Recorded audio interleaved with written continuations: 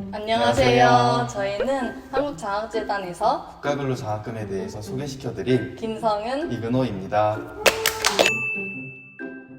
안녕하세요. 저는 인하대학교 아동심리학과에 재학 중인 김성은이라고 합니다. 저는 작년 8월부터 2월까지 학교 근처 위탁 어린이집에서 교회 근로를 하였습니다.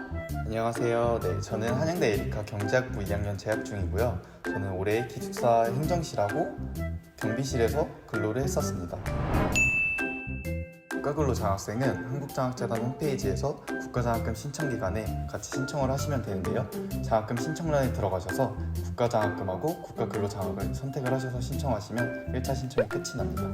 신청 기간에 신청을 한 후 기다리면 대학 측에서 선발과 심사가 이루어집니다. 대학교에서 신청한 기간 중 한 군데 배정을 받게 되는데요. 그 후에 업무계획서, 서약서를 작성하고 사이버 오리엔테이션을 진행을 하시면 근로를 진행할 수 있게 됩니다.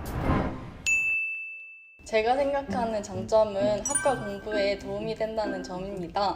저희 학과 과목 중에 보육학개론이라는 전공 필수 과목이 있는데 수업 중 보육실의 특징과 구조에 대한 수업이 있었는데 미리 어린이집에서 근로를 하면서 보육실의 구조나 특징을 익혀둔 뒤 교수님의 수업을 들으니까 더 이해가 잘 되었습니다. 저는 교내 근로를 진행을 했는데요. 교내 근로 같은 경우는 우선 시간표를 근로지하고 조율할 수 있기 때문에 시간 관리 측면에서 더욱더 효율적으로 활용할 수 있다는 점이 가장 큰 장점이라고 생각을 해요. 두 번째 장점으로는 일의 강도 대비해서 업무의 소득이 높다는 점인데요.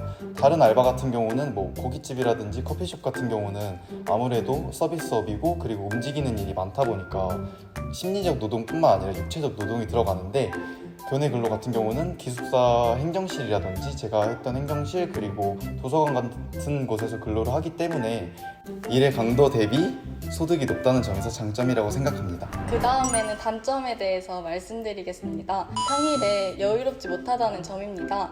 근로 필수 시간을 이수하기 위해서는 공강 시간에 근로를 해야 하는데 때문에 학교 활동이나 동아리에 참석하기가 어려웠습니다. 그 점이 많이 아쉬워서 단점이라고 생각합니다.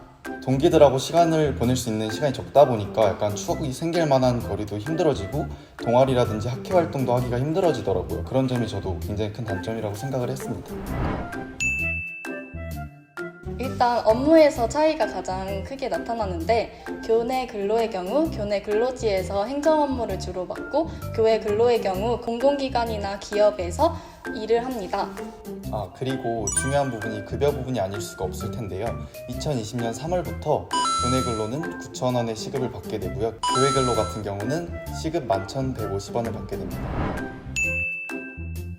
저는 출근부라고 생각합니다. 출근부의 경우에는 근로활동 종료 후 3일 이내에 장학재단 홈페이지나 장학재단 앱을 통해 활동을 기록을 해야 하고 매월 5일 이내에 근로 담당자님의 사인과 자신의 사인을 받아서 학교에 출근부를 제출해야 합니다. 그렇지 않으면 장학금 수령에 불이익이 있을 수 있기 때문에 유의해야 할 점이라고 생각합니다. 맞아요. 출근부 작성은 꼭 하셔야 돼요.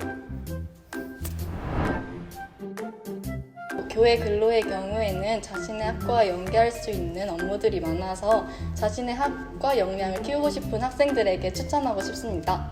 나는 시간 관리도 못하겠고 그리고 알바를 해본 적도 없어서 약간 알바가 두렵다 하는 학생들에게 모두 추천을 드리고요. 그리고 딱히 어떤 학생이라고 단정 짓기보다는 신청이 되시면 그냥 먼저 신청을 넣어보시는 게 가장 좋은 방법일 것 같아요. 저는 5글자요? 저는 한 줄기의 빛이라고 생각을 합니다. 왜냐면 제가 1학년을 다니면서 시간을 너무 막 쓰고 그래서 학점도 관리가 안 됐고 막 돈은 돈대로 지출이 일어나다 보니까 알차게 보냈다라는 느낌이 없었는데 국가근로 장학을 하면서부터는 추가적인 소득이 들어오다 보니까 돈도 좀 더 효율적으로 쓰게끔 노력을 하게 되었고 시간 관리도 잘하다 보니까 학업에 대해서도 시간을 더 효율적으로 쓸 수 있었던 것 같습니다. 알바 그 이상입니다. 저는 단순히 돈을 벌기 위해서 아르바이트를 해왔고 국가근로 장학금도 그러한 이유로 신청을 했습니다. 하지만 학업적인 부분에서의 역량도 키울 수 있었고 대외 활동이나 봉사 활동을 할 수 있는 시간적 여유도 가질 수 있었습니다. 그런 의미에서 저에게 있어 국가근로 장학금은 알바 그 이상의 의미를 가지고 있는 것 같습니다. 네, 이 영상을 시청해주시는 분들에게 도움이 되셨길 바라면서요. 그럼 다음 국가근로장학금 신청 기간에 놓치지 말고 신청해주세요. 그럼 이때까지 한국장학재단 홍보대사 경기 1팀 호프풀이었습니다. 호프풀이었습니다. 감사합니다. 감사합니다.